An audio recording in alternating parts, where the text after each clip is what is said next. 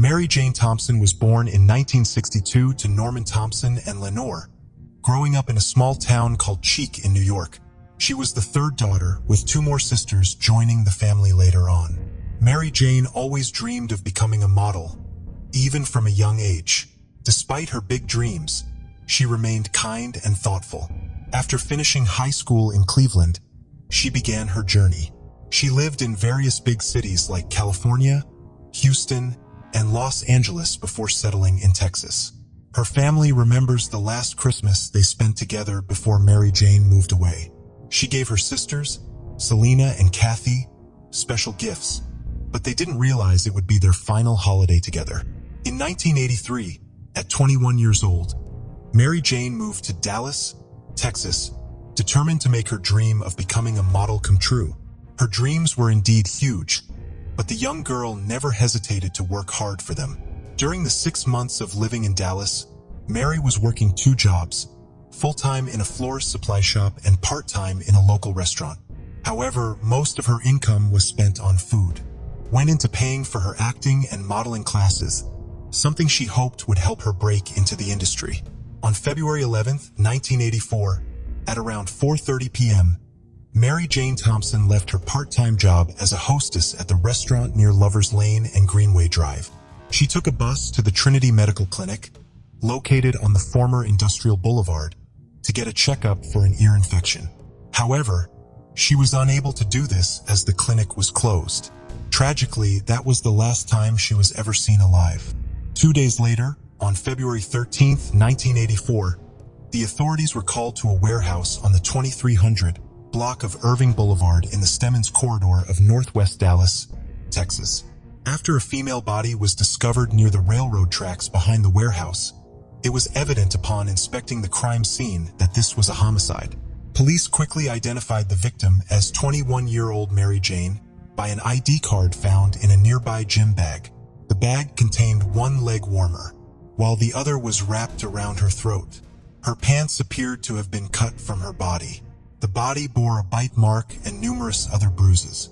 The autopsy confirmed that she was sexually assaulted and then strangled to death with her own leg warmer.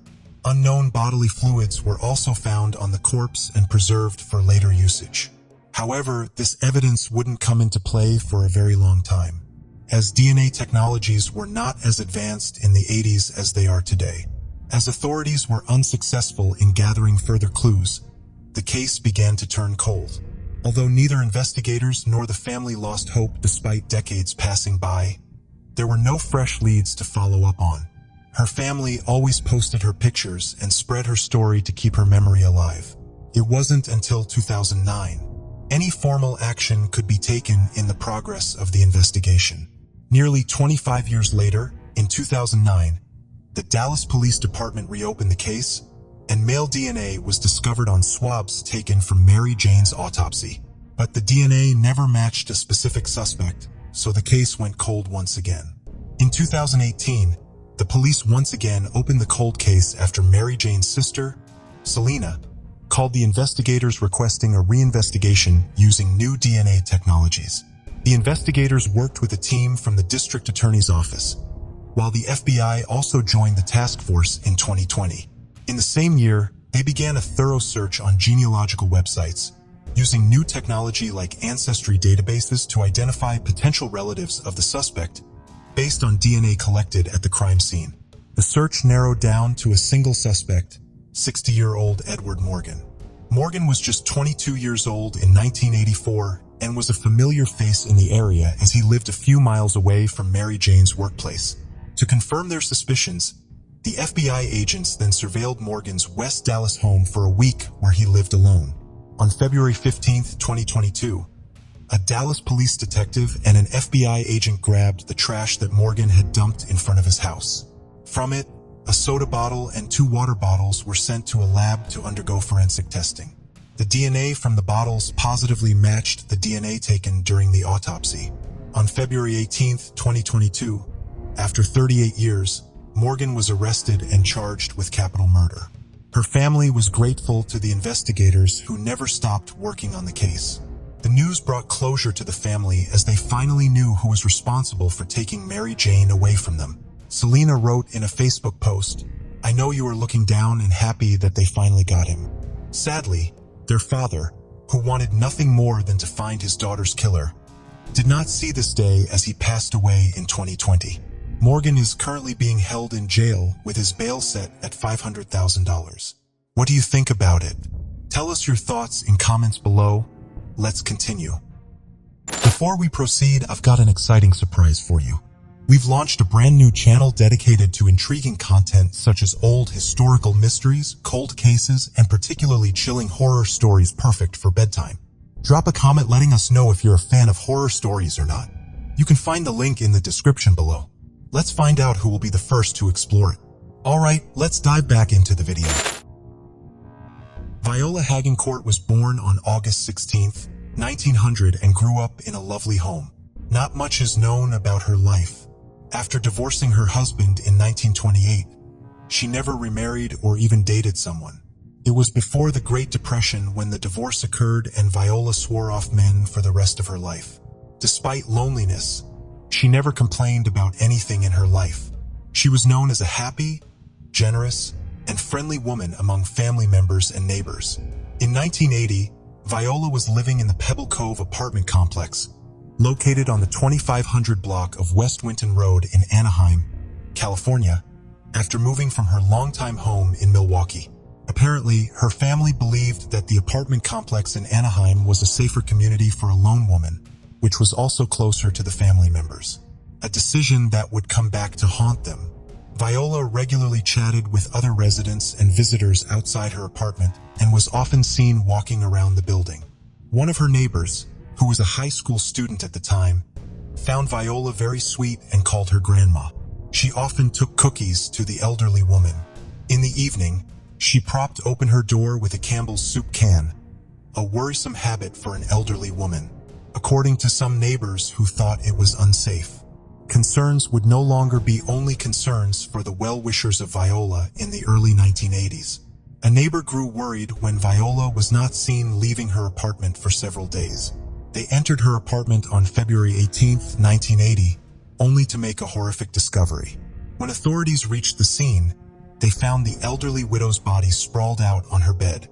She was gagged with a torn pillow cover, which had been forced into her mouth. Multiple ribs of her body were broken due to a merciless beating.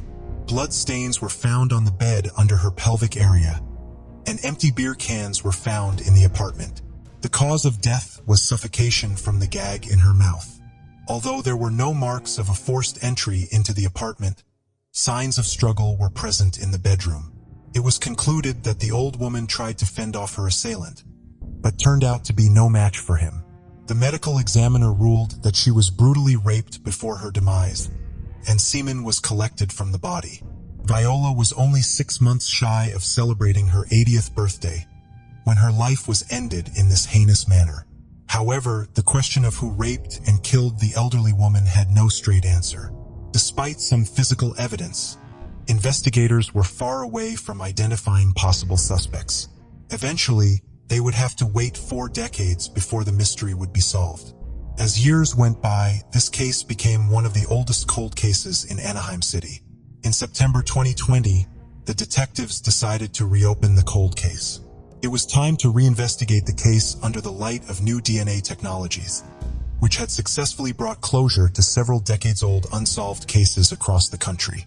With assistance from the Orange County Crime Lab and the FBI's Violent Crime Task Force, using new DNA technologies, a possible suspect was finally identified in 2021. The suspect in this horrendous crime was Andre William Lapierre, a man who struggled with alcoholism throughout his life. Due to his alcoholism, he lasted only a year in the military as he was discharged following an alcohol-related car accident. Along with alcoholism, he also had a reputation for abuse. In 1980, Lapierre and his wife separated, and she filed a restraining order against him. Lapierre was not a complete stranger to Viola. Lepper's sister Denise lived in the same apartment complex where he lived for some time and met Viola a couple of times. Sometime in the 90s, Lepper moved to the east, living in several places including Washington, Wyoming, and Arizona, and New Mexico. There he worked as a truck driver as well as a plumber. He married twice, had 2 children, and went on to live his life peacefully until he was arrested in April 2021 from his Alamogordo home in New Mexico on the charge of murder. In the trial, LaPayer said that his connection to Viola was much more than meeting a couple of times. He claimed that Viola seduced him, and they had consensual sexual encounters on 2 occasions, one shortly before the murder. But he denied killing or beating her and said that she was alive and well, and was even giggling when he came out from her apartment. Though his current wife, sister, and stepson didn't believe that he was capable of killing someone. His story of being seduced sounded ridiculous, and the jury did not buy it. On May 13, 2022, a 65-year-old Andre William LaPayer was convicted of the murder and sentenced to life imprisonment for the murder of 79-year-old Viola Hagencourt in 1980. With a resolution after 41 years, Viola's family said in a statement, "Our grandmother, Viola Clara, was a beautiful, happy soul and did not deserve being violated in her final years of life. They were grateful, however, that the killer was brought to justice." Born on May 5, 1976, Sonia Mejia achieved the American dream at a young age. By 2006, at the age of 29, she was living with her common-law husband and her 8-year-old son, and was 6 months pregnant with her second child. They lived in the Pleasant Fairway Apartments, located at approximately 11th West and 3900 South in Taylorsville, Utah. To support her family, she worked part-time at a local McDonald's.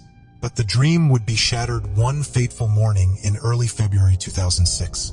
Sonia was home alone on February 9, 2006.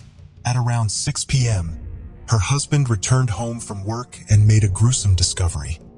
He called the authorities after finding his wife breathless and unresponsive on the floor. The crime scene clearly pointed towards a homicide, which investigators concluded to be a robbery gone wrong. An autopsy on Sonia's body later showed that she had been sexually assaulted before being killed by strangulation. Tragically, Sonia's 24-week-old fetus also did not survive. Multiple items were missing from the apartment, which included 3 pieces of jewelry that belonged to Sonia: a heart-shaped ruby ring, a diamond ring, and a religious pendant fastened to a gold chain. Her car, a gold 4-door Ford Escort, was also stolen from the apartment and was located 4 days later in the parking lot of the Fairfield Inn at 590 West and 4500 South. Unidentified fingerprints and DNA evidence were discovered inside her apartment in the form of a bag of Cheetos and a Coke bottle, items that were not supposed to be there. So investigators concluded that they must have belonged to the killer. Unexpectedly, the investigators found a witness after interrogating neighbors for information. At around 11:30 a.m. on the day of the murder, a neighbor saw a Hispanic male talking to Sonia at the front door of her residence. The witness then observed him entering the apartment and assaulting Sonia. The man grabbed Sonia by the throat and struck her with such force that she fell to the floor, and then the assailant kicked the door shut. Sadly, even after witnessing the violent attack, the neighbor failed to alert the authorities, which ultimately cost the young mother her life. The man was described as a short-haired Hispanic male with a medium build, approximately 5 feet 6 inches in height and 20 to 29 years in age. Though it was deemed enough evidence to identify a suspect, police were unable to do so despite having fingerprints and a physical description of a killer. The authorities believed it to be a random attack until 2 years later, when the killer struck again on the same day and in the same area. Damiana Castillo was born in Mexico City, Mexico on March 18, 1950. Little is known about her early life, but she was a loving mother and grandmother. She was known to have a very gentle attitude and shared kind words and blessings with everyone she crossed paths with. One neighbor described her as a prompt lady who had never been late for work and never forgot to attend church. Her 2 children, 1 son and 1 daughter, and her 5 grandchildren adored her to death. In 2008, 57-year-old Damiana lived at an apartment at 4000 South Redwood Road in Salt Lake City, Utah, just a mile from where Sonia Mejia used to live. On a tragic February morning, police would be called to witness a horrific crime scene. On February 9, 2008, Damiana's son went to check up on his mother after she did not show up at church like she did every Sunday. There, poor Damiana was lying in her apartment, partially covered with a pillow with ligature marks on her neck. Police noted the signs of a fight in the apartment, including an overturned table. Damiana's pocketbook and wallet were found abandoned on a couch, and her jewelry box had also been disturbed. DNA was collected from the victim's neck, while a latent fingerprint was found on her purse. At first, this murder was believed to be a separate attack similar to Sonia's. However, excluding the age factor, these two murders had extreme similarities between them. But from 2009, investigators conclusively believed that it was the deeds of one person after the biological evidence linked both slayings. Nonetheless, both cases could not be solved at the time due to the DNA and fingerprints not matching a person present on the criminal database. In 2010, prosecutors used the DNA profile to charge the unknown suspect with 2 counts of aggravated murder, referring to him as John Doe, since his identity could not be specified. The killer earned his name as the February 9th killer, indicating the date of the crimes. Though the killer was not considered a serial killer, for years, police in West Valley City and Taylorsville would have extra officers on patrol on February 9th in order to prevent a third slaying. Over the years, these 2 cases received much-needed media attention, but no particular breakthrough could be earned through that. It would all change in 2016, when the FBI maintained automated fingerprint identification system reported that prints taken from the scene had been matched to a person. Juan Antonio Arreola Murillo Arreola is a 41-year-old Mexican resident who was living in the U.S. in 2008. According to court records, he was arrested by Salt Lake City police in July of the same year for a fraud and theft case and pleaded guilty. The address listed for Arreola in the 2008 case was the same apartment complex where Sonia was killed. However, he had multiple other addresses listed in court records, and it was unclear if Arreola was indeed a neighbor of either Sonia or Damiana. Arreola was deported from the U.S. back to his home country Mexico in October 2008 and has been living there since. In 2017, prosecutors amended the John Doe charges and the court issued an arrest warrant for Arreola. Although the killer's identity was unfolded to the investigators, it was not public due to the suspect living in another jurisdiction. The charging documents were unsealed after he had been extradited to Utah from Mexico. He was charged with 3 counts of aggravated murder, 2 counts of aggravated burglary, and 1 count of aggravated robbery. If found guilty, he could face life in prison without the possibility of parole. Before we continue, 90% of you haven't subscribed to our channel, so if you like this video, please subscribe. It motivates us to make more content for you. Okay, let's continue. Margaret Brooke was a hardworking elderly woman who lived her life to the fullest until it was tragically cut short. Helen lived all by herself in a 2-bedroom apartment at the Garden Apartment Buildings in the Mojave Desert town of Apple Valley, California. She was a well-spoken, attractive, and respected lady in the community, and everyone had only good things to say about her. A tenant would later describe her as a cautious woman, due to her living alone in the apartment. Helen was very dedicated to her work. For 20 long years, she worked for San Bernardino Valley College in the food services department. However, she later shifted to a different work line to experience other things in life. In 1985, Helen was working 2 jobs. She sold clothing at a fashion boutique called Lolo's in the Apple Valley admirably. 63-year-old Helen would model for the clothes that the store would put on fashion shows. She also worked as a bug keeper at a store right across Highway 18 at the bowling alley, which at the time was known as Gold Strike Lanes. On July 5, 1985, a Friday, Helen did not show up for work, an extremely unusual thing for her to do. Her boss called and called, but nobody answered. The concerned co-workers then called the sheriff's department for a welfare check. When officers drove down Highway 18 to the Garden Apartments, the door of Helen's apartment was unlocked. They found her lifeless body lying inside as they entered the scene.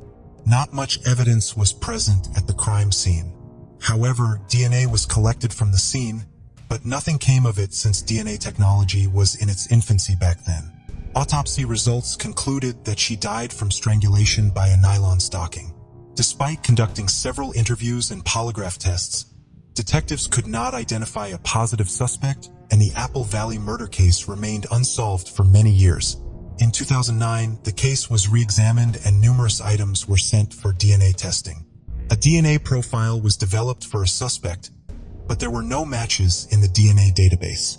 In 2021, cold case homicide investigators reopened the case and conducted further analysis of the unidentified DNA profile. The testing produced positive results, identifying a suspect named Robert Eugene Wertman. Wertman was a former resident of Apple Valley who lived close to Highway 18.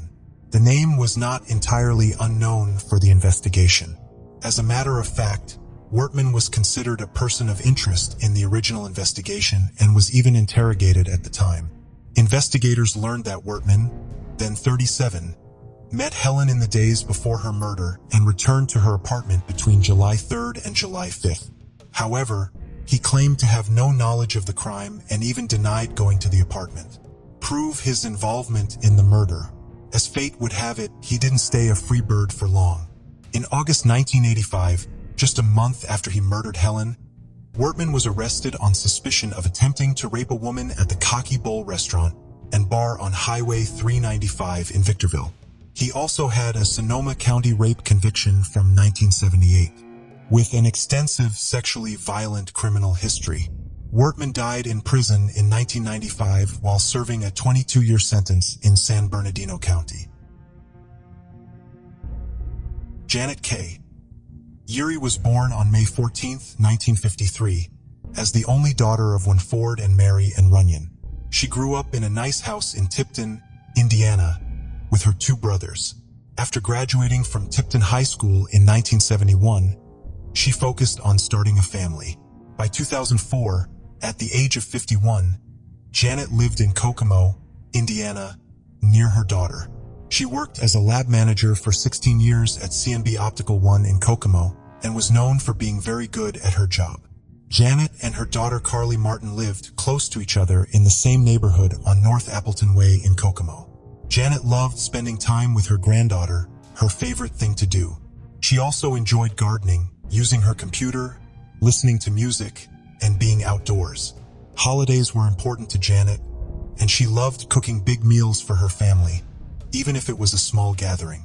On Thanksgiving in 2004, Janet prepared a large meal at her home for her family to enjoy. Unfortunately, it would be the last thing she ever did. The next day, which was Black Friday, Carly became worried when Janet didn't show up for the Thanksgiving dinner they had planned. Panic struck her when repeated calls were unanswered. She had a gut feeling that something terrible had happened. Growing concerned, she went to her mother's place to check in on her. The garage door of Janet's home was open. Carly unlocked the front door with a key and walked into her mother's home. Their 51-year-old Janet was lying, dead. The turkey was in the oven, which was still running. The conditions of her body, it was apparent that she had been brutally murdered. With a broken heart and tears in her eyes, Carly called the police. The Kokomo Police Department arrived at the house a few minutes later. There was not much evidence to collect from the crime scene.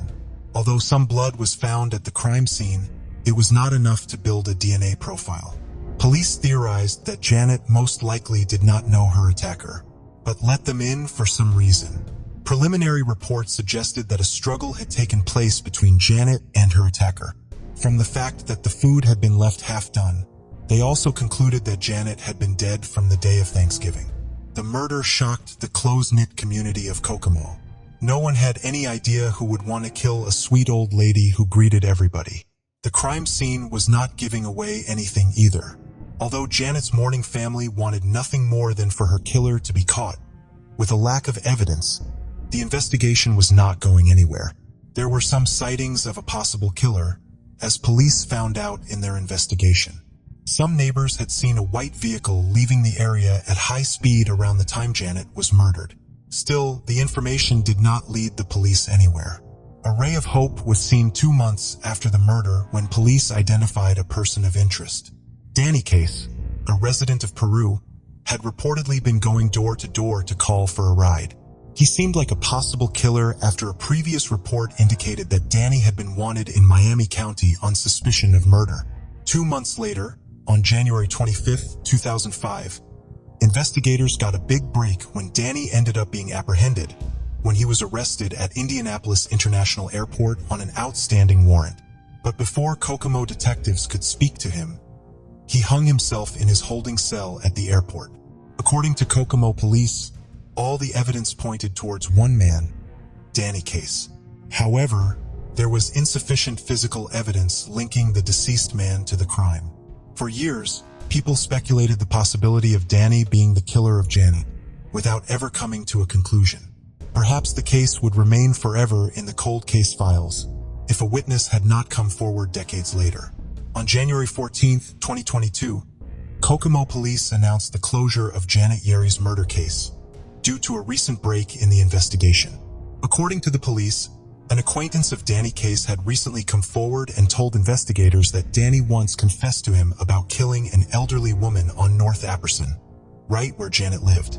The acquaintance had further said that Donnie knocked on the woman's door, asked about using her phone to call for a ride, and then killed her. In addition to Janet's death, Danny had also reportedly told the acquaintance that he had beaten an elderly man to death in Howard County. In light of this new information, Kokomo County investigators met with Yuri's family regarding the closure of Janet's case. After a lengthy conversation, the family finally agreed to officially close the case with an exceptional clearance due to the suspect being deceased. So after 17 years, this cold case was solved with the perpetrator eluding mortal justice. We understand this is a difficult time for the family, as these conversations open the wounds that the senseless tragedy left with her family. A statement said in the press release, "Our condolences remain with Janet Yeary and her amazing family. We pray for peace for all of you." On the morning of July 15, 1982, a gravedigger found a badly decomposed body of a woman at Cedar Ridge Cemetery in Blairstown, New Jersey. She was lying on her back near a steep bank by a creek. Her face was severely beaten, making it hard to recognize her, and her eye color couldn't be seen. She wore a red shirt and a peasant-style skirt, but no underwear was found. It was difficult to determine if she had been sexually assaulted due to the advanced decay. A gold cross necklace was tangled in her hair, and she wore earrings on her left ear. Red nail polish was on her right hand, but not on the left.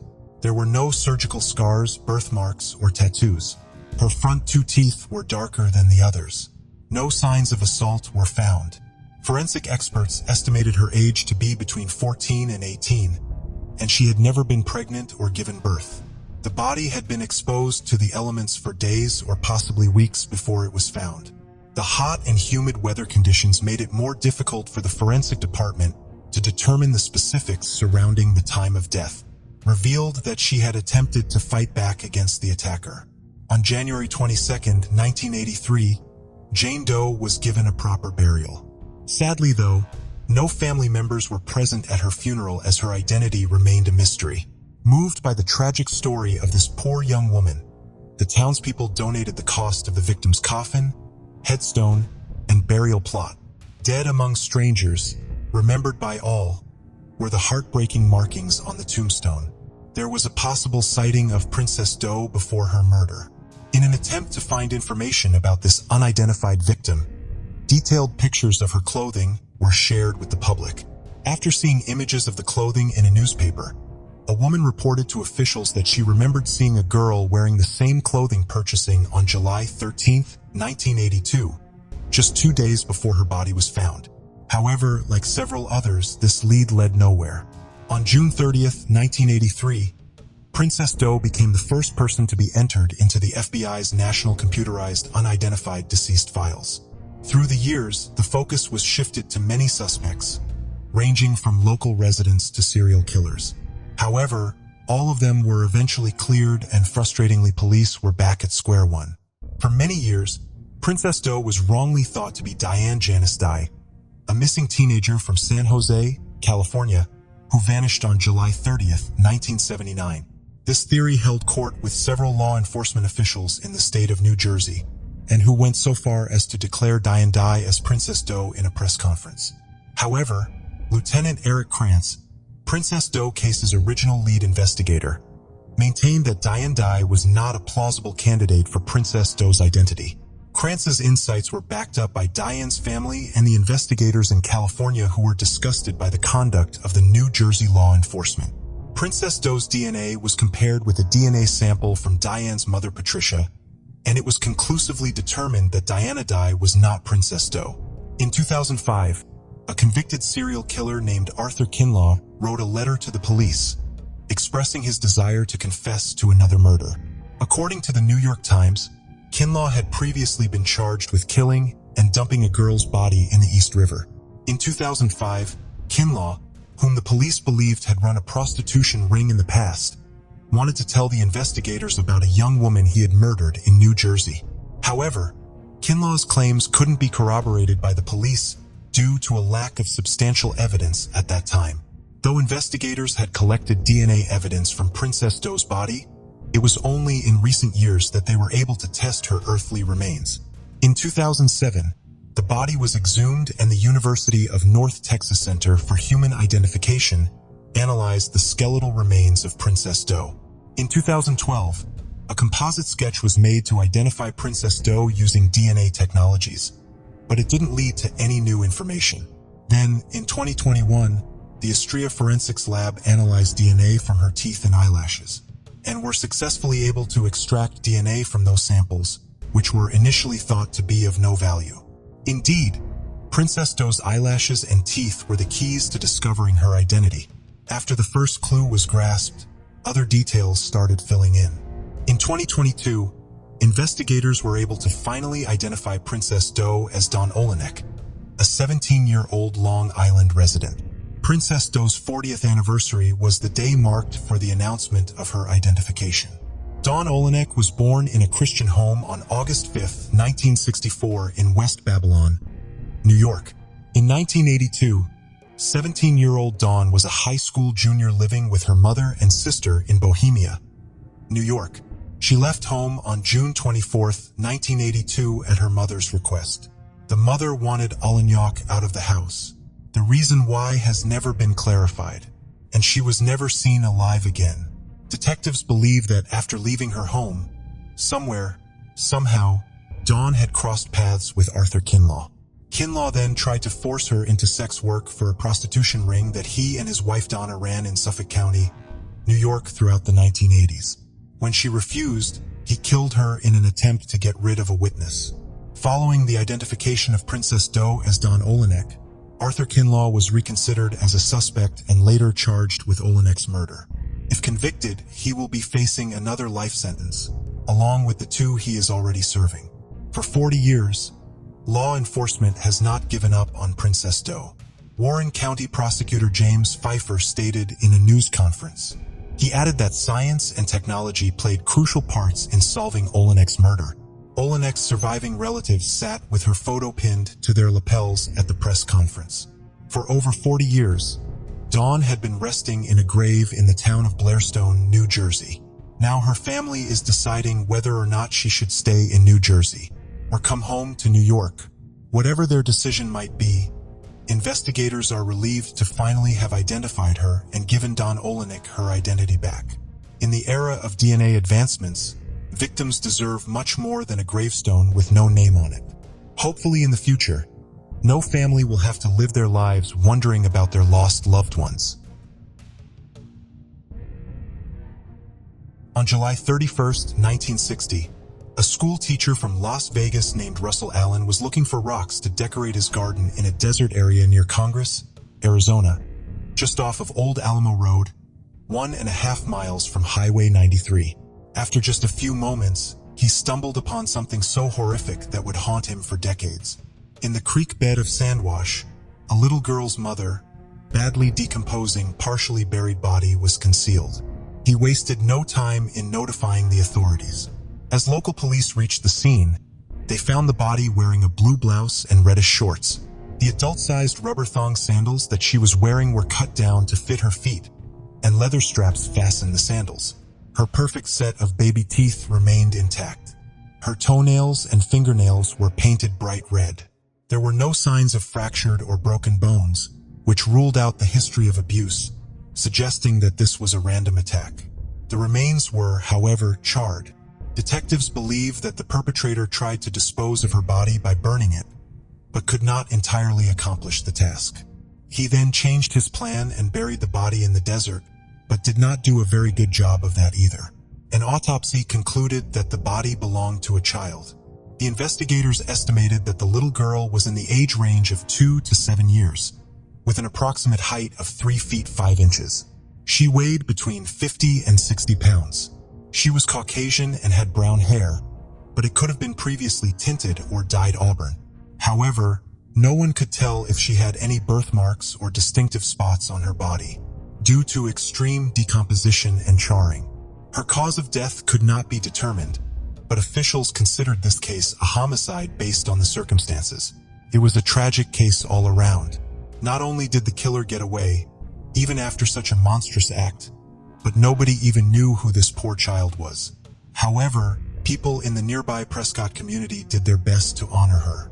Residents in the nearby central North Arizona community of Prescott raised money for a funeral and even arranged florists. A local mortuary donated its services for the little girl they lovingly dubbed Little Miss Nobody, since nobody came forward to identify her. There was a lot of coverage from the media on this case in the first month of the gruesome discovery, but there were no leads to follow. Although the local sheriff's department continued their search for months, even interrogating every child sex offender in that area, yet nothing ever came of it. The case went cold as every clue turned out to be a dead end. Throughout the years, many desperate families came to the sheriff's department asking if she was their missing child, but none were a match. Then in 2021, the Yavapai County Sheriff's Office, a Texas-based laboratory, to see if advanced DNA testing could help solve the mystery of Little Miss Nobody. Although the preserved evidence was not strong enough for reconstruction and building a DNA profile with improved technology, the lab built a DNA profile that had not been possible in the past. Indeed, the lab returned the identity to authorities in February 2022, and the mystery surrounding a little girl's identity was finally solved after 6 decades. Little Miss Nobody was 4-year-old Sharon Lee Gallegos. She was born on September 6, 1955, with her mother, grandmother, and 6 other relatives. Sharon and her 2 older siblings lived in Alamogordo. She had no contact with her soldier father since he left the family when Sharon was a baby. The Gallegos were not wealthy. The love was unconditional in this tight-knit family. Her loved ones described Sharon as a happy-go-lucky child who loved running errands with her mother and enjoyed playing outside with the neighborhood kids along with her siblings. At approximately 3 p.m. on July 21, 1960, Sharon was kidnapped in an alley near her Virginia Avenue home while playing with her 2 cousins. The eyewitnesses said a couple offered to buy Sharon some candy and clothes in exchange for getting in the car with them. Sharon refused, but was dragged to the vehicle anyway. The car was described as a dark green 1951 or 1952 model Dodge or Plymouth sedan. The man was described as a fair, thin Caucasian with a long nose and sandy-colored straight hair, whereas the witnesses described the woman as a short, stout individual in her 30s. After loading Sharon into the car, the vehicle sped away. Once her cousins told Sharon's mom about what happened, she immediately called the police. Roadblocks were set up in nearby places but failed to apprehend the abductor. Investigators were concerned that Sharon was probably stalked for days or weeks before the abduction, but could not find out the perpetrators. Shockingly, in 1960, Sharon was not considered to be Little Miss Nobody because the remains looked much older than Sharon. This case was always open until the identification of Little Miss Nobody. Sadly, Sharon's parents passed away before the mystery was solved. Regardless, the surviving family members of Sharon were relieved to know that she had been found. Unfortunately, no new information on her killer has surfaced. On June 3, 1993, a trucker stopped to relieve himself on the side of the westbound State Route 152, also known as the Pacheco Pass Highway near Gilroy, California, when something grabbed his attention.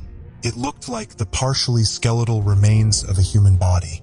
After authorities reached the scene, they found a decomposing female body wearing blue jeans and a blue t-shirt with a blue jacket. She had white underwear and white Nike socks with blue stripes. Her brown tennis shoes were also recovered from the scene. After the body was taken to the coroner's office for an autopsy, many details about the victim's description and her murder were revealed. The forensic scientist concluded that the body belonged to a white woman, but she also had Hispanic characteristics.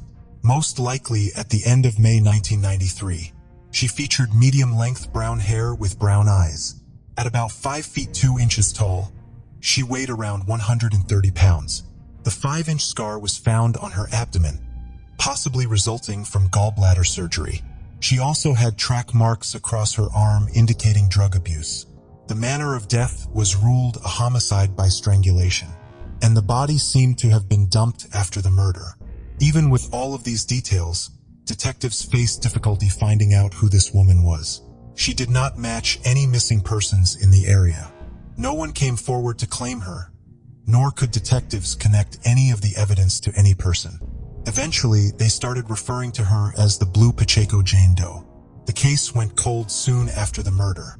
Then, in 2006, Keith Hunter Jesperson, otherwise known as the infamous Happy Face Killer, submitted a letter to the Santa Clara County District Attorney's Office admitting to sexually assaulting and killing an unknown female along the dirt turnout on Highway 152. Between 1990 and 1995, Jesperson strangled 8 women, including prostitutes and transients in several U.S. states, such as California, Florida, Nebraska, Oregon, Washington, and Wyoming. He is currently incarcerated at the Oregon State Penitentiary. He was known as the Happy Face Killer. Due to the happy face drawing, he always included in his letters taunting the police. He claimed he met her at a truck stop on Interstate 5 in Corning, California, and offered her a ride after buying her lunch. During the ride, the woman talked about having relatives in the Sacramento, California area. Jesperson believed she might have been a prostitute. In Williams, California, they engaged in sexual activities, and then he strangled her before driving on toward Gilroy, California. Pacheco passed on Highway 152 and tossed her body off the turnout. Although he mentioned her name being Cindy or Carla, he too had no idea about her true identity. A year after this confession, he pled guilty to her murder and received a life sentence. It was the rarest of situations where authorities had a convict behind bars without identification of the victim. Blue Pacheco Jane Doe remained one of 3 unidentified victims of the Happy Face serial killer for decades. In 2019, detectives from the Santa Clara County Sheriff's Office began utilizing the new DNA technology advancements in an attempt to identify Blue Pacheco Jane Doe while partnering with the nonprofit DNA Doe Project. Finally, in April 2022, she was discovered to be Patricia Skipple from Colton, Oregon. Patricia Skipple was born May 29, 1948, and grew up in Colton, Oregon. Patsy, as she preferred to be called, was a mother of 2 and a resident of Oregon. She was described as a gentlewoman who loved her family more than anything. In 1992, she left her home and also the city in the middle of the night after an argument with her husband. She never returned. For years, Patsy's family wondered where she was and if she'd ever come home. It was only after detectives paid a visit to Patsy's family saying that she was identified that they came to know her fate. We can only hope that they heal knowing that justice was served for Patsy. In the late morning hours of June 16, 1974, a man was searching for driftwood with his 2 teenage sons in a condensed wooded area of Singer Island in North Palm Beach, Florida. The trio was combing through the area along the eastern edge of the Intracoastal Waterway, just 2 miles south of Lost Tree Village, when they came across what looked like skeletal remains. Palm Beach County Sheriff's Office investigators soon reached the area to discover a gruesome scene. The remains appeared to be tied to a tree. Amongst the bones, they found mostly deteriorated clothing, including a black knit pullover sweater that was trimmed at the bottom, a gray waistband and long gray sleeves that were capped at the shoulders, and size 5 yellow panties with yellow stripes, which was believed to have originated from a pair of denim high-crop shorts. The partial remains were brought in for examination.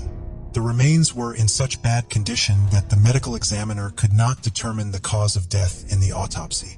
Although holes in the sweater indicated gunshot wounds, however, no bullet casing were found at the scene. There were definite signs that animal activity had scattered the remains.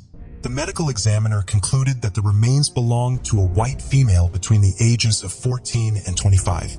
She weighed approximately 83 to 103 pounds and stood anywhere from 4 feet 11 inches to 5 feet 2 inches. She most likely had blonde hair with a red tint to it. Due to the level of decomposition at the time of her discovery, her eye color could not be determined. Regardless of that, an abstract profile of the victim was created. When media reports first came out, the Singer Island Jane Doe was believed to be Bonnie Robinson, a young girl who had gone missing from Detroit, Michigan. Yet upon further investigation, this theory was ruled out. Over the years, many attempts were made to identify the young girl. Then, in April of 2014, her body was exhumed to collect more physical evidence. In 2015, a DNA profile was developed, but there was no match in Cody's, suggesting that the girl likely had no criminal history. After developing a DNA profile, several other missing women were able to be ruled out through DNA comparison. In 2019, the Palm Beach County Sheriff's Office prepared a new facial reconstruction of the girl, but no one came forward with any leads. Finally, in December 2021, the DNA was sent to a genealogy lab to comb through genetic databases and try to develop a family tree based on the recovered DNA. In March 2022, the ancestry was successfully traced, leading to the identification of distant relatives of Singer Island Jane Doe. After relentless efforts, the Palm Beach County Sheriff's Office was able to contact potential family members. Additional DNA testing of surviving family members confirmed Jane Doe's identity as 15-year-old Suzanne Poole. Susan Poole was born February 12, 1957. She lived in a trailer park with her family in Fort Lauderdale. The 15-year-old went missing from Broward County, Florida in December of 1972. Susan was a troubled teen. On many previous occasions, she ran away from home. She often hitched rides with strangers, which was common in those days, so her family was not initially alarmed when she went missing in 1972, believing she had left voluntarily and would soon return home as she normally did. Susan was never heard from or seen again. As decades passed, her family members always wondered whether or not she had left of her own volition. The only possessions Susan left behind were some clothing and her pocketbook, which was later discovered at her friend's home. It would take over 5 decades to put all the clues together to what happened to Susan Poole. The saddest part of this is despite getting her identity back 50 years after her tragic demise, her parents did not live long enough to see this day. There are still no leads as to who her killer was. On July 10, 1991, the staff of the Whitehall Motel in El Dorado, Arkansas heard a gunshot from room 121. Moments later, a man was seen fleeing the scene with a gun in his hand. While people at the hotel called 911, the man ran to the parking lot and sped away in a car. When police entered the room, they discovered a deceased woman with a gunshot wound to the head. She was between 5 feet 10 inches and 5 feet 11 inches and weighed 162 pounds. The victim was a Caucasian woman between the ages of 18 and 30. She had blue eyes and about 9-inch long brown hair which had been dyed blonde previously. She wore a white t-shirt, acid-wash jeans with a black belt, white tennis shoes with white ankle socks, and a gold-colored chain bracelet on her right arm. As a distinctive identification, she had a birthmark under her left breast. She had freckles, 2 piercings in her left ear, and 3 piercings in her right ear. Bruises were found on her right eye and left wrist, suggesting that she most likely was battered and abused before her death. An identification card was discovered along with the body with the victim's photo and the name Cheryl Anwick. Yet after authorities tracked down the real Cheryl Anwick, who was very much alive, authorities realized the victim was not Cheryl, nor was she Mercedes Cheryl Kaufman, Kelly Lee Carr, Shannon, or Sharon Wiley, all aliases she used while she was alive. Although police found many of her friends, nobody knew her real identity. Ultimately, she was named the El Dorado Jane Doe. Soon, police apprehended the killer, James McAlphin, the victim's ex-boyfriend and occasional pimp, and charged him with first-degree murder and second-degree battery. Jane Doe met McAlphin shortly after she had moved to Dallas. However, the relationship was rocky from the start and abuse was a constant factor. Throughout her relationship, She was in and out of the emergency room to treat the injuries inflicted by her boyfriend. The situation deteriorated so quickly that even the local police, along with her friends, tried to get her out of the relationship. That effort was successful when in June 1991, Jane Doe left McAlpin despite his repeated threats to kill her. Jane Doe then went to live at a friend's apartment. McAlpin's threats continued after he learned that she was seeing someone else. Jane Doe finally met with McAlpin after he called, promising her money. They set up a meeting at the Whitehall Motel. Her friends warned her not to go, but she went anyway. She said she needed the money to send presents to her children. It was revealed that the argument started right after Jane Doe entered the motel room, where McAlpin was already there waiting for her. She ran out of the door at some point, but he chased her to the parking lot and dragged her back to the room. Moments after a gunshot was heard, McAlpin then fled the scene. McAlpin's version of events was a bit different though. He claimed that she snatched the gun from him and shot herself. He then fled, fearing that he would be blamed. For obvious reasons, the jury did not buy his story. McAlpin ended up accepting a plea deal for second-degree murder and was sentenced to 15 years for the crime. In all of this chaos, one thing remained unchanged: the confusion regarding Jane Doe's identity. Who was she? After McAlpin's arrest, police hoped to unravel the victim's identity, but he declined to reveal anything without money in exchange for information. However, detectives believed that McAlpin had no idea about her true identity since he knew her as Mercedes.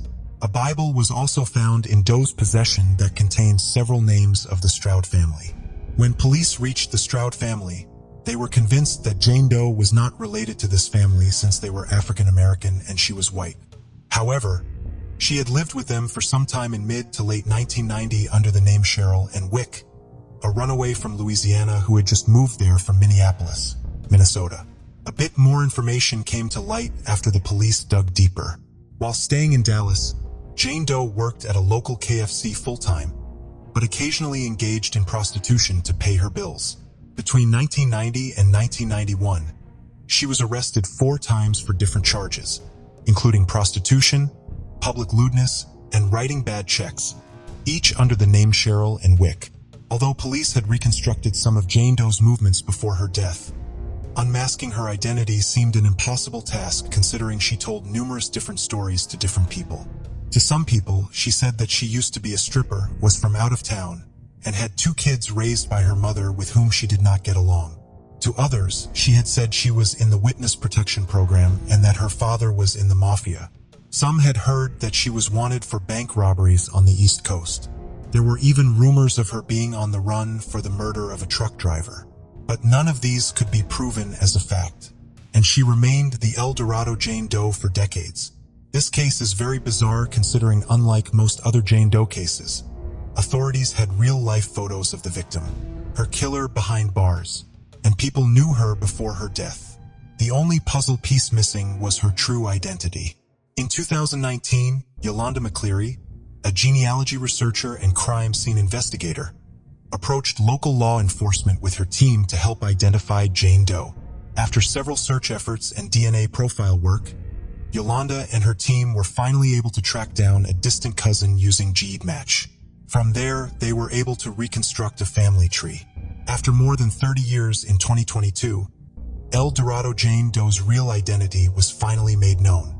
The woman was identified as Kelly, whose last name is kept hidden to respect her family's privacy.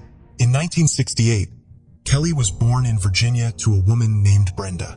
She grew up knowing her stepfather as a father figure because her biological father had no idea she even existed. Kelly had 1 younger sister. Soon Brenda divorced her then husband and she remarried 2 more times after that. After 3 failed marriages, Brenda moved to Virginia Beach and Kelly and her sister went to live with her aunt. After about a year, Kelly came back to stay with her mother. At this time, she dropped out of school in 10th grade and began working at a beach jewelry kiosk. By this time, Brenda had developed a drug addiction and a penchant for stealing. In 1986, at the age of 18, she moved to Little Rock. She would spend roughly 3 years in the city, leaving in 1989. Kelly grew closer with her younger sister after moving to Florida in 1989. even briefly moving her sister in with her during her stint in Florida. From there, the two sisters went their separate ways when Kelly moved to Virginia in 1990, followed by Texas in 1991. Later that same year, Kelly eventually moved to El Dorado. This is where she spent the rest of her life until her ex-boyfriend murdered her on July 10, 1991. Kelly used several fake names to conceal her identity. Although Brenda did not seem to care about her daughter, the sister tried to find Kelly and always wondered where she was, although nobody formally reported her missing. Despite all the confusion surrounding Kelly's true identity, genetic scientists have once again managed to unravel the mystery. 33-year-old Derek Burdo and his wife, Shanelia Harris Burdo, lived in Forest Hill, North Texas. While they appeared normal to many, their marriage had deep-seated issues. They sought help from Reverend Danny Kirk, senior of Greater Sweet Home Missionary Baptist Church. After counseling, things seemed better, but Derek's mental problems resurfaced. He became paranoid about his wife's whereabouts and grew more aggressive. They returned to the church for help, and Derek received medical treatment. However, his condition worsened. On October 29, 2012, Derek drove his car into the church and attacked Reverend Danny Kirk Sr. with an electric guitar, killing him. Police subdued Derek with stun guns, but he died the same night. Shanelia Harris Burdo revealed that Derek was paranoid and believed he had been drugged. Investigation suggested he had been given PCP, likely by the Reverend. PCP is dangerous due to its adverse effects on behavior and perception. PCP is a hallucinogenic drug that causes mood disorders, paranoia, hostility, and physical and unimaginable. Electric guitar became a tool and weapon to kill a person. But this next one brings an unassuming terror all its own. In Northwest Florida, there lived a couple, Monica Gooden and Darius Johnson. They were in their early 20s and were nearly in a good relationship. They even had a baby who had died prematurely. And like the baby, the bond between the couple was dying too. Over a period of time, Darius felt a sense of pestering from Monica's behavior. She would often control him and say no to things he liked. Then came a day when Darius had it all. On Sunday, March 31st, 2013, Darius picked up his Xbox 360 console and killed his partner Monica Gooden at home in the 2200 block of Northwest 55th Terrace in Florida. Monica's body was discovered after he was caught attacking another woman, Geraldine Price, at a nearby apartment in Lauderhill. The cops found a bloody Xbox console and 3 knives near the body. From then on, the case got interesting. When the cops intervened, he said that killing someone born under Taurus's astrological sign was the only way to set his soul free.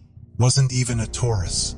It was clear that Darius had mental health issues and wouldn't act on curing himself. A lot of it stems from that, which resulted in the brutal death of his partner Monica Gooden. Darius was charged with burglary, double murder, and assault and was sentenced to life in prison. From a console being a deadly weapon, we now move on to the next unusual weapon that caused a lot of trouble. For a family, Darnell Alvarez and Daviana Blake were married in their 20s and they had a son. The family was small, but the plans weren't. To the rest of the neighborhood, they seemed like a normal family. But that wasn't the case at all. It was clear in the family that the patriarch was the one to discipline. Whatever he said would be the last word, and that got toxic within the family. And it caught on early. In 2013, Darnell Alvarez of Phoenix, Arizona, beat his 2-year-old son with a belt as his mother Daviana Blake failed to act, fearing Child Protective Services. What could the little kid have done to deserve such a gruesome fate? The 2-year-old wet his bed and was getting disciplined for that. That, of course, wasn't the only time. He was hit twice in the morning for wetting his bed, twice in the afternoon for defecating in his underwear, and later in the evening, which resulted in his death. The boy had bruises from the beating he got, which led to internal bleeding and a lacerated liver. On interrogation, the wife, Daviana Blake, said that she didn't intervene because she didn't want to upset her husband. Her parents were sent to jail for child abuse and first-degree murder. And if you think filicide has only one face, wait for the next one, where a baby was choked. Sheena Arnold was born on March 29, 1980, and had a criminal past. There were a series of incidents that followed the act of filicide. She was convicted of abduction in 2000 and of forgery in 2002. China Arnold moved in with her boyfriend, Tyrell Talley, in Dayton, Ohio. They were living partners. In their 20s, they had children, and Paris Talley was one of them, born in August 2005. But there was a problem. Tyrell Talley wasn't ready to take responsibility for the child. He also refused to believe that he was the father of the child. Tyrell Talley was an infidel in the relationship he had with China. China Arnold knew of this and later took the life of the infant.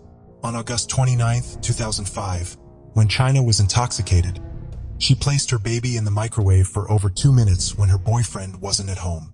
The baby had died due to a high temperature. The baby had no external injuries but did have internal ones. The baby was taken to the hospital and was pronounced dead. This act of filicide not only devastated the family, but many others living within the vicinity. What was more troubling was that the father of the child was ready to blame the neighbor's kid for the said act. It was still hard to digest what these parents subjected their children to. China Arnold is currently serving a life sentence. An unusual case and an unusual weapon that destroyed an infant's life. This next weapon is as bizarre as the case. In April 2006, 29-year-old Patricia Ann McCullum was killed at Ravenwood Apartments on Old Kings Road. The killer was 61-year-old Jimmy Hackley. But how did he do it? It was his sweatpants through which he strangled the lady so vigorously that the blood vessels in her eyes burst.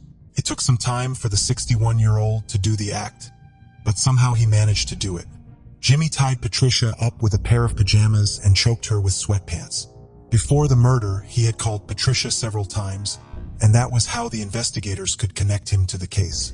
Moreover, Jimmy's relative also testified that Jimmy had shown up at his apartment looking distraught and asking for a ride out of town. The police found DNA evidence at the crime scene, which later resulted in the arrest of Jimmy Hackley. Jimmy now faces a life sentence. From sweatpants being a weapon of strangulation, we now move on to socks, which became a crucial part of the murder. Joanna Yates was a landscape architect from Hampshire, England, who lived with her partner in a large house in Bristol, England. She was really good at her profession and had many projects to her name. And to celebrate her success, she went out with her colleagues on the 17th of December 2010. And after that night, she had gone missing. There were many media reports and rumors around this case as it was heavily televised for the masses. After 9 days of searching, on December 25, 2010, the police found the body, and Phelan, the landlord, Christopher Jeffries, was arrested and later released, but was vilified by the media. It was heavy duty for the cops as there was media pressure, public pressure, and a lack of willingness in their act. There was another man, an occupant of the third flat in the same building, Vincent Tabak, a 32-year-old architectural engineer. He was arrested on January 20th, 2011. After 2 days, he was charged with the murder of Joanna Yates. The prosecution had enough evidence to prove that Tabak was the murderer, and his trial started on October 4th, 2011. Everyone had one question in mind. What exactly went down? Tabak killed Joanna in her apartment within minutes of her arrival. Tabak was tall, so he used all of his strength and might on her, forcing himself by pinning her down. He later dumped her body in Phelan, North Somerset, England, which the cops found on the 25th of December 2010. Tabak's DNA was found on the back of her knees, and he was sentenced to life in prison. All this time, the media had a major role to play. They became the outlet for the said crime, and many viewers were subjected to voyeurism. Come into the picture. Tabak used the sock that she wore to suffocate her and then strangle her. He later kept the sock with himself while the media trial was going on, up until his arrest. A sock took the life of a talented woman. But there are more unusual weapons on the list. Edward Benson and Katie Benson were an old married couple in their 60s. They had a normal family with 7 children and grandchildren who looked after them, but they preferred to live alone in West Milton, Ohio. The couple was in a stage of life where they were content, but that wasn't the case in its entirety. In the early hours of May 22, 1991, Katie Benson was beaten with a banjo in the head, and the second one was used after the first was destroyed by her husband, Edward Benson. Edward was charged with aggravated murder and was being held in the Miami County Jail. Katie Benson suffered massive injuries and later died while on the way to the hospital. It was a gruesome act by a family man. He was a banjo player in the Blue Cross Band. There were no concrete reasons as to why Edward would hit Katie. There was no history of domestic violence, only that they lived alone and the neighbors were well aware of them. The banjo made the act gruesome, and with the next weapon, it is quite horrific. The use of toilet lids as a weapon of murder has been a tool for film directors to show anger wrapped in violence for the characters of mob bosses. But in this case, it isn't the tool of cinema nor the tool of anger. It is rather bloody. In 2006, Marvin Joseph Hill, a 49-year-old pizza delivery man, used a stun gun to disable the 29-year-old Christina Jeanette Eubanks when she turned down his sexual advances. He then assaulted and murdered her by bashing her head repeatedly with the lid of her toilet seat. While on trial, he said that he dragged her from her apartment using a dog leash around her neck in Fort Sanders, Knoxville, Tennessee, and then dumped her body wrapped in a carpet in North Knoxville Creek. Marvin was sentenced to life in prison. From the toilet lid, we now move on to a pickle jar being used as a weapon. Daniel Cover-Basic was 12 when a 55-year-old man, Dwayne Hurley, approached him to take care of his dog while he ran an errand. Little did the 12-year-old know that it was the beginning of his grooming session. The parents were concerned at first, but when they found nothing on the 55-year-old, they let their son spend time with him. To their surprise, Dwayne Hurley offered to help the family when they were in a slump. The parents were extremely shocked to discover that on January 20th, 2010, Dwayne Hurley was murdered in their very home by their son. Daniel Cover-Basic smashed a pickle jar on the head of Dwayne Hurley and stabbed him 55 times until his knife broke. The victim was seen in a storm of anger. It was later found that the 55-year-old had been sodomizing the 12-year-old for a while. Dwayne Hurley was a pedophile, and the officials found child pornographic material on his computer. Daniel was sent to house arrest and was later released.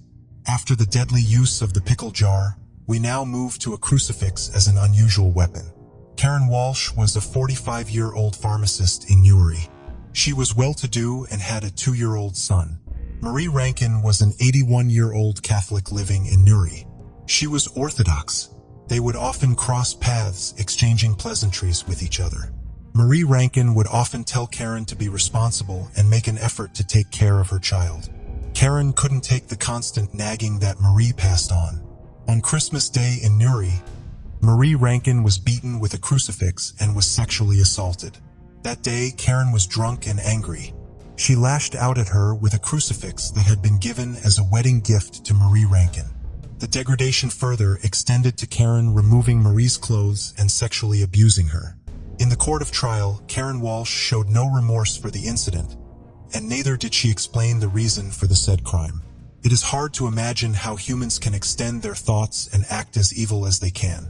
The next weapon is a jump rope, which makes it even worse as a weapon of murder. In the Bronx lived a 5-year-old girl, Monique Fulgham, with her grandmother, mother, aunt, for siblings, and several other cousins. It was a joint family of mostly women in a building on the 7th floor, and it was all good until a sad day arrived. The 5-year-old girl was strangled, assaulted, and later hanged using the